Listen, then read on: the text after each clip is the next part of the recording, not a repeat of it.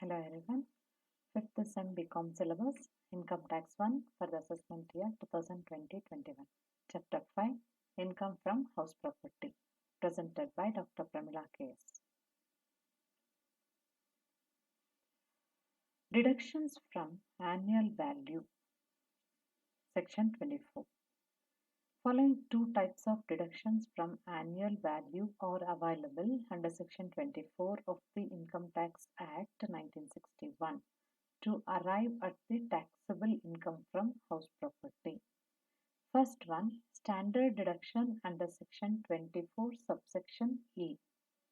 This deduction is allowed only on let out house property at 30% of the net annual value. It is provided to owner in respect of certain expenses like repairs, ground rent, fire insurance premium, etc. This deduction is allowed to the owner whether he has incurred any expenditure or not. Note, no other deduction towards expenditure such as insurance, repairs, electricity, water supply, etc. is allowed. Deductions ಅಂತ ಹೇಳಿದಾಗ house ಪ್ರಾಪರ್ಟಿನಲ್ಲಿ section 24 apply ಆಗುತ್ತೆ. Section 24ಅಲ್ಲಿ ಎರಡು deductions ಇದೆ.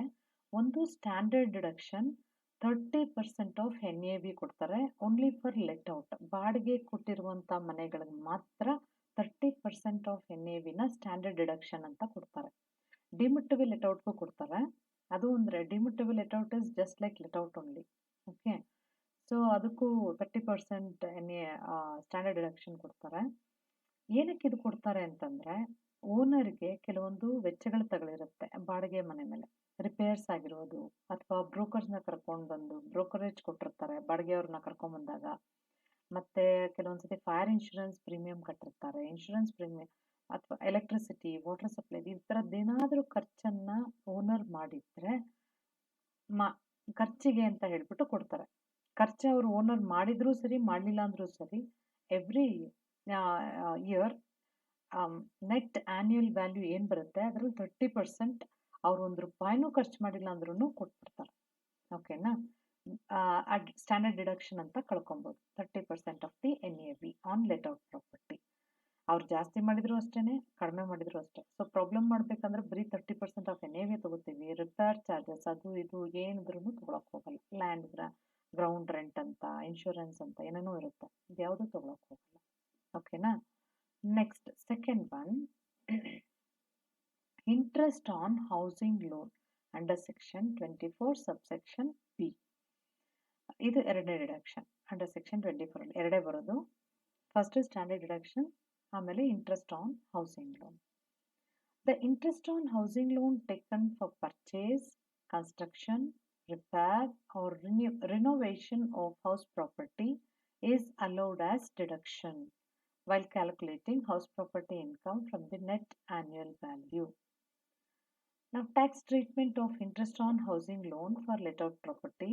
Interest on housing loan taken for the purpose of purchasing, construction, repair or renovation of the house property is allowed as deduction in full or on accrual basis, even though the interest may not be actually paid. So interest on loan ಅಂದಾಗ loan ಏನಕ್ಕೆ ತೊಗೊಂಡಿದ್ದಾರೆ ಅಂತ ನೋಡಬೇಕು. Loan ಕನ್ಸ್ಟ್ರಕ್ಷನ್ಗೆ, ರಿಪೇರ್ಸ್ಗೆ, ರಿನೋವೇಷನ್ಗೆ ಅಥವಾ purchase of the ಹೌಸ್ಗೆ ಅಂತಂದರೆ then that interest is allowed as deduction under section 24 subsection B. ಅದೇನೇ interest ತೊಗೊಂಬಿಟ್ಟು ಮ್ಯಾರೇಜಿಗೆ ಅಥವಾ ಎಜುಕೇಷನ್ಗೆ ಈ ಥರದ್ದೇನಾದರೂ ಹೇಳಿದ್ರೆ ಆ ಇಂಟ್ರೆಸ್ಟ್ನ ಅಲೋ ಮಾಡಬಾರ್ದು. ಓಕೆನಾ? ಸೊ ಇಂಟ್ರೆಸ್ಟ್ ಎಷ್ಟು ಅಲೋ ಮಾಡ್ಬೋದು ಅಂದರೆ, ಬಾಡಿಗೆ ಮನೆಗಾದರೆ ಫುಲ್ ಇಂಟ್ರೆಸ್ಟನ್ನು ಅಲೋ ಮಾಡ್ಬೋದು. ಓಕೆ, ಇದು ಅಕ್ರೂಯಲ್ ಬೇಸಿಸಲ್ಲಿ, ಅಂದರೆ ಇನ್ನೂ ಇಂಟ್ರೆಸ್ಟ್ ಪೇ ಆಗಿಲ್ಲ ಅಂತಂದ್ರೂ we can hello it as deduction. Okay, next let us see the tax treatment of interest on housing loan for self occupied property. ಅದೇ ಲೆಟ್ಔಟ್ಗಾದರೆ ಎಷ್ಟಿದ್ರೂ ಅಲೋ ಮಾಡ್ಬೋದು ಅಂತ ಹೇಳಿದೆ ಅಲ್ವಾ. ಸೆಲ್ಫ್ ಆಕ್ಯುಪೈಡ್ ಪ್ರಾಪರ್ಟಿನಲ್ಲಿ ನೋಡಿ ರೂಲ್ಸ್ ಚೇಂಜ್ ಆಗುತ್ತೆ. ಇದರಲ್ಲೂ ಎರಡು ಥರ. ಅದರಲ್ಲಿ ಲೋನ್ ಟೇಕನ್ ಬಿಫೋರ್ 1/4/1999 ಆದರೆ ಟ್ಯಾಕ್ಸ್ ಟ್ರೀಟ್ಮೆಂಟ್ ಬೇರೆ ಥರ ಇರುತ್ತೆ. If loan is taken for the purpose of construction, acquisition, repair, renovation, renewal, etc., the interest on loan is allowed up to a maximum limit of ₹30,000. Okay. ಅದೇ 1/4/99 ಆದ್ಮೇಲೆ ತಗೊಂಡಿದ್ರೆ loan taken after 1/4/1999, the loan taken for the purpose of construction of house which was completed within 5 years, the interest on loan is allowed up to a maximum limit of 2 lakh rupees. Second one, loan taken for repair, renovation, etc., the construction or acquisition of house which is not completed within 5 years, then the interest on loan is allowed to a maximum limit of 30,000. So ಇಲ್ಲಿ ಏನಾಗ್ತಿದೆ, interest on loan construction ಪರ್ಪಸ್ಗೆ ಅಂತ ಹೇಳಿದಾಗ ಕೂಡ 2 rule ಬರುತ್ತೆ. ಅದರಲ್ಲಿ loan taken before 1/4/1999 ಆದರೆ 30,000 maximum 30,000 ರೂಪಾಯಿವರೆಗೆ hello ಮಾಡ್ಬೋದು. ಅದೇ ಆಫ್ಟರ್ 1/4/1999 ಆದರೆ ಅದನ್ನು ಕನ್ಸ್ಟ್ರಕ್ಷನ್ ವಿತಿನ್ 5 ಇಯರ್ಸ್ ಒಳಗಡೆ ಕಂಪ್ಲೀಟ್ ಆಗಿದ್ರೆ ಅವಾಗ ಮ್ಯಾಕ್ಸಿಮಮ್ ಅಪ್ ಟು 2 ಲ್ಯಾಕ್ ರುಪೀಸ್ವರೆಗೆ ಕ್ಲೈಮ್ ಮಾಡ್ಬೋದು. ಇದು ಬರೀ ಸೆಲ್ಫ್ ಆಕ್ಯುಪೈಡ್ಗೆ ಹೇಳ್ತಾ ಇರೋಂಥದ್ದು. ಅದೇ 5 ವರ್ಷದ ಒಳಗಡೆ ಮುಗಿಸಿಲ್ಲ ಅಥವಾ ಕನ್ಸ್ಟ್ರಕ್ಷನ್ ಪರ್ಪಸ್ಗೆಲ್ಲ ರಿಪೇರ್ಸ್ಗೆ, ರಿನೋವೇಷನ್ಗೆ, ರಿನ್ಯೂವಲ್ಗೆ ಅಂತ ಏನಾದರೂ ತಗೊಂಡಿದ್ರೆ maximum 30,000, even though the loan is taken after 1/4/1999. Okay, next note. First one, interest on outstanding interest is not deductible. ಬರೀ ಇಂಟ್ರೆಸ್ಟ್ ಆನ್ ಲೋನ್ ಮಾತ್ರ ನಾವು ಡಿಡಕ್ಟ್ ಮಾಡ್ಬೋದು. Interest on interest is not deductible. Next, any brokerage or commission paid for arranging loan is not allowed as deduction. Next, interest on fresh loan taken to repay the original loan is allowed as deduction. ಇವಾಗ ಇಲ್ಲ ಎಲ್ಲೋ ಒಂದು ಕಡೆ loan ತೊಗೊಂಡಿರ್ತಾರೆ, ಆ ಲೋನಲ್ಲಿ ಸ್ವಲ್ಪ ಬಡ್ಡಿ ಜಾಸ್ತಿ ಇರುತ್ತೆ, ಬೇರೆ ಕಡೆ ಸ್ವಲ್ಪ ಕಡಿಮೆ ಬಡ್ಡಿಗಿರುವ ಲೋನನ್ನು ತೊಗೊಂಡು ಆ ಲೋನನ್ನು ಕ್ಲೋಸ್ ಮಾಡ್ಬೋದು, ಆ ಲೋನ್ಗೆ ಕಟ್ಟಿರ್ಬೋದು. ಸೊ ಆವಾಗ ಈ ಲೋನನ್ನು ನಾವು ಡಿಡಕ್ಷನ್ ಆಗಿ ಈ ಲೋನ್ ಮೇಲೆ ಇಂಟ್ರೆಸ್ಟನ್ನು ಡಿಡಕ್ಷನ್ ಆಗಿ ತೊಗೊಳ್ಬಹುದು. ಓಕೆ, ಅದೇ ಬ್ರೋಕರೇಜ್ ಏನಾದರೂ ಕೊಟ್ಟಿದ್ರೆ ಲೋನ್ ಅರೇಂಜ್ ಮಾಡೋದಕ್ಕೆ ಅಂತ ಅದನ್ನೆಲ್ಲ ತಗೊಳಂಗಿಲ್ಲ. Next, interest on loan taken to repay the municipal tax is not allowed as deduction. Okay, municipal tax pay ಮಾಡೋದಕ್ಕೆ ಏನಾದರೂ ಲೋನ್ ತಗೊಂಡಿದ್ರೆ ಆ ಇಂಟ್ರೆಸ್ಟನ್ನು ಕಳೆಯೋಕ್ಕಿಲ್ಲ. ನೆಕ್ಸ್ಟ್,